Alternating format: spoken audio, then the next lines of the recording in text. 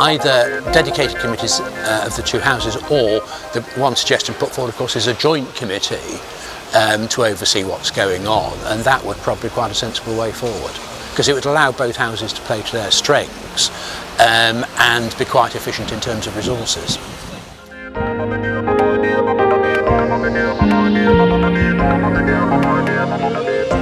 I think essentially it's done through treaty negotiation, so in effect it's a prerogative power. So there will be primary legislation required, but that's likely to be later on.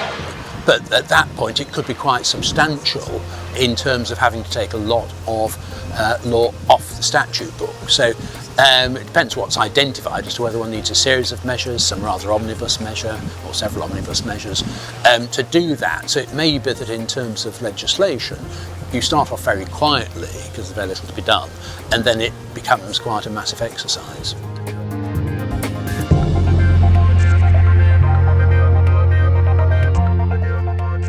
It would depend to what extent you needed to amend it, so that the sort of the heavy lifting comes subsequent to that, because you'd probably need a measure that left European law in place until such time as you decided what needed to be removed from the statute book, rather than simply get everything off, 40 years of European law off the statute book, which would be a recipe for chaos.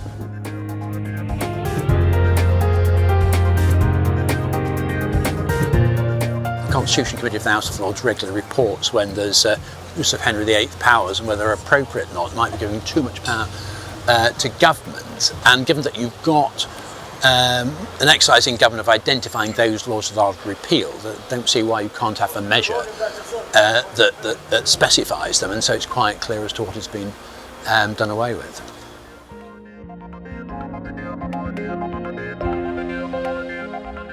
There is a complication in terms of devolution, but ultimately Parliament can pass legislation that applies to the United Kingdom. So it could, if necessary, override existing legislation.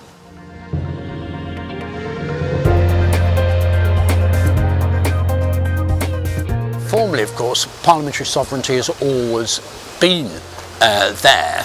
The reason European law takes precedence over domestic law is because Parliament says it should. So it's Parliament itself that's prescribed that dominance.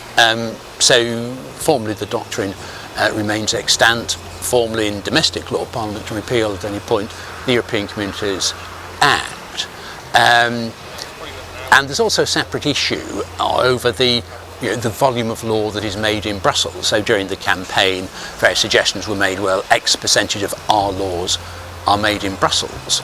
And it's not quite so simple to say, 50% or 60%, because it depends whether you're including primary legislation, secondary legislation, to what extent you're including the directives, the regulations.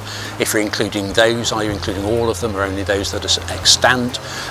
Those that are extant, are you including or excluding those that have no application for anybody in the United Kingdom? Might only affect Italian olive growers or something. So it's an extraordinarily difficult task to establish just the volume of law that derives from Brussels. But ultimately, as I say, the doctrine of parliamentary sovereignty has always been there, because the only reasons Brussels is seen as is able to do what it's been able to do is because Parliament says it. Parliament, by enacting the European Communities Act, has provided the means in domestic law for that to happen.